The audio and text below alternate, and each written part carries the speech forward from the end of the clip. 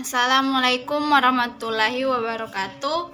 Perkenalkan, nama saya Malia Laju dengan NIM 151420053, kelas 3B, jurusan Pendidikan Guru Sekolah Dasar, Fakultas Ilmu Pendidikan, Universitas Negeri Gorontalo. Baiklah, di sini saya akan menjelaskan perkembangan kurikulum yang ada di Indonesia. Sebelum saya menjelaskan perkembangan kurikulum yang ada di Indonesia, saya akan menjelaskan yang pertama, bagian pertama, yaitu pengertian kurikulum. Kurikulum ini digunakan dalam dunia pendidikan dengan pengertian sebagai sejumlah pengetahuan yang harus ditempuh atau diselesaikan oleh siswa guna untuk mendapatkan suatu tingkatan atau ijazah. Kurikulum merupakan perangkat program pendidikan yang diberikan oleh suatu lembaga penyelenggaraan pendidikan yang berisi rancangan pelajaran kepada peserta pelajaran dalam satu periode jenjang pendidikan. Nah, pengembangan kurikulum ini dapat dijelaskan sebagai bahan ajar dan pengalaman belajar yang diprogramkan, direncanakan, dan dirancangkan secara sistematika atau norma-norma yang berlaku dan dijadikan pedoman dalam proses pembelajaran pendidik untuk mencapai tujuan pendidikan. Sedangkan menurut Undang-Undang Nomor 20 Tahun 2003 tentang Sistem Pendidikan Nasional dan Peraturan Pemerintah Republik Indonesia Nomor 19 Tahun 2005, yaitu tentang Standar Nasional Pendidikan, dijelaskan bahwa kurikulum adalah seperangkat rencana dan pengaturan mengenai tujuan, isi, dan bahan pembelajaran serta cara yang digunakan sebagai pedoman penyelenggaraan kegiatan pembelajaran untuk mencapai tujuan pendidikan tertentu.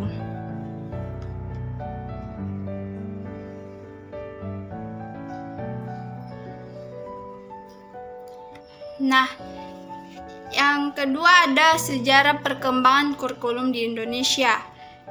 Yang pertama ada kurikulum sebelum kemerdekaan Republik Indonesia. Nah, isi kurikulum sebelum kemerdekaan Republik Indonesia ini adalah jenis dan bentuk satuan pendidikan pada jenjang pendidikan tahun 1900 ini adalah sekolah dasar kelas 1 yang isinya kurikulumnya meliputi membaca, menulis, berhitung, sejarah, pengetahuan alam, menggambar, dan ilmu mengukur tanah. Di samping sekolah dasar kelas 1 terdapat sekolah dasar kelas 2 yang isi kurikulumnya adalah membaca. Sesudah tahun 1900, isi kurikulum sekolah desa adalah membaca, menulis, berhitung, sedangkan sekolah dasar kelas 1 isinya kurikulum masih tetap sama dengan kurikulum sebelum tahun 1900 dengan tambahan bahasa Belanda sebagai bahasa pengantar. Yang kedua ada Rencana Pelajaran 1947. Nah, dalam Rencana Pelajaran 1947 ini bentuknya memuat dua hal pokok, yaitu daftar mata pelajaran dan jam pengajarannya, serta garis-garis besar pengajaran. Rencana Pelajaran 1947 ini mengutamakan pendidikan watak, kesadaran bernegara dan bermasyarakat. Materi pelajaran dihubungkan dengan kejadian sehari-hari, perhatian terhadap kesenian dan pendidikan jasmani.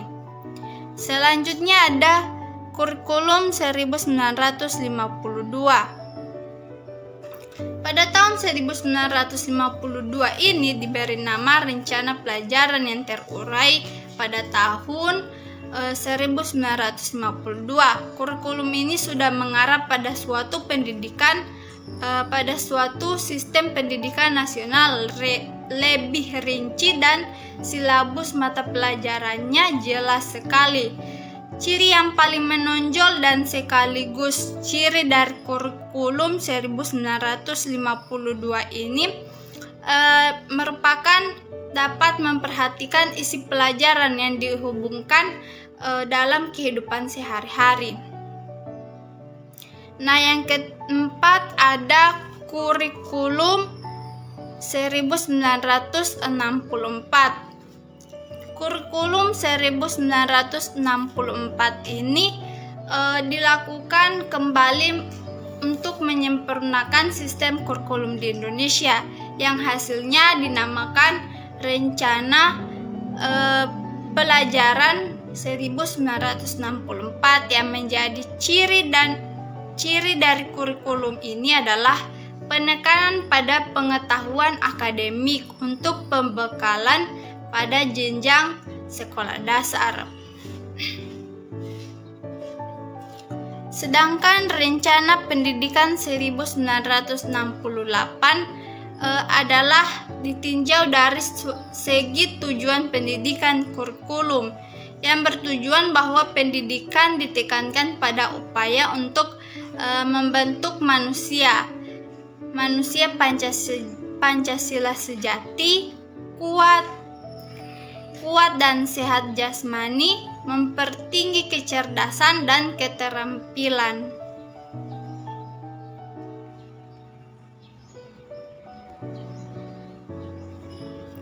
Nah, selanjutnya ada kurikulum 1975. Kurikulum 1975 ini mengganti kurikulum 1968. Kurikulum ini menggunakan pendekatan prosedur dalam pengembangan sistem instruksional yang mengarah kepada tercapainya tujuan spesifik yang dapat diukur dan dirumuskan dalam bentuk tingkah laku siswa.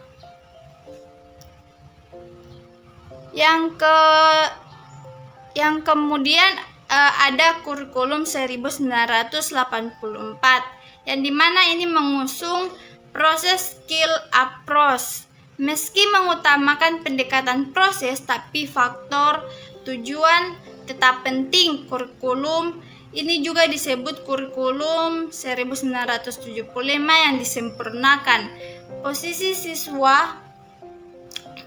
siswa ditempatkan sebagai subjek belajar di saat mengamati sesuatu, mengelompokkan, mendiskusikan, hingga melaporkan. Nah, selanjutnya ada kurikulum 1994. Kurikulum 1994 ini berorientasi pada isi, menekankan pada banyaknya bahan yang diajarkan. Oleh karena itu, bahan yang diajarkan sangat banyak dan waktunya sering tidak cukup. Maka muncullah pembelajaran ceramah ketat dan model pelafalan. Meski bahan selesai, tetapi siswa tidak mengetahui bahan itu.